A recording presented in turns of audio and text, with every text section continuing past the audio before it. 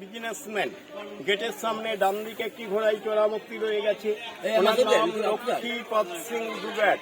Ticket কাউন্টে ডান দিকে ওনার দ্বিতীয় ভাই জগৎপদ সিং দুগার, বাম দিকে রয়েছে তৃতীয় ভাই মহিপদ সিং দুগার।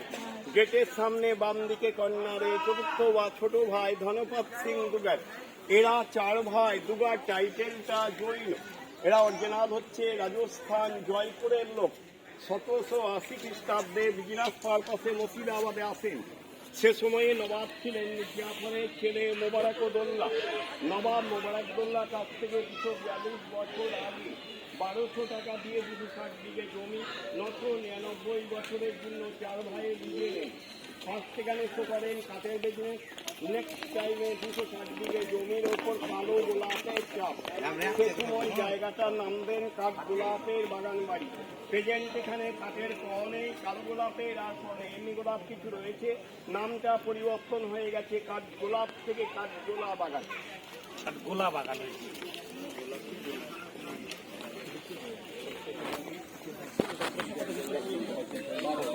কত বছর আগে 300 বছর আগে গেল 1780 তো বেশি।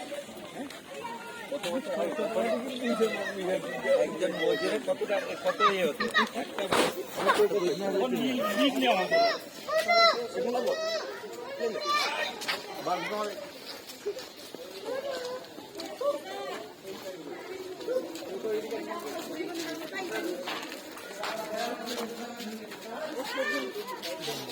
এই জায়গাটিকে অরিজিনালি বলা হয় রাজস্থানী প্যাটার্নের বাউরি। বাউরি অর্থাৎ মেয়েদের স্নানাগার। এগুলো বিশেষ করে রাজস্থানে বেশি দেখতে পাওয়া যায়। এর ভেতরে একটা গুপ্ত সুড়ঙ্গ পথ রয়েছিল। এই জায়গাটা থেকে উত্তর পশ্চিম অ্যাঙ্গেলে 1.5 কিলোমিটার। ভাগীরথী নদী একটা জগৎ সেটের অরিজিনাল বাড়ির সঙ্গে অ্যাডজাস্ট। 1847 খ্রিস্টাব্দে ভাগীরথী নদীতে একবার ভয়ানক বন্যা হয়। সে বন্যায় জগৎ সেটের অরিজিনাল বাড়ি পুরোটা ভেঙে ভাগীরথী নদীতে লেপ্ত হয়ে যায়। 1847 সাল থেকে সুড়ঙ্গ পথ ডাইরেক্ট ভাগীরথী নদীর সঙ্গে কানেক্টেড হয়ে যায়, ভাগীরথী নদীর জলে পরিণত হয়ে যায়।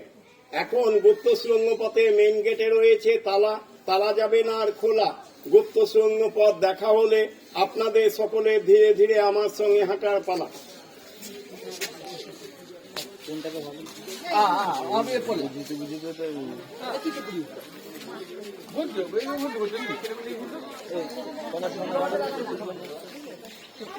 এখানে আরো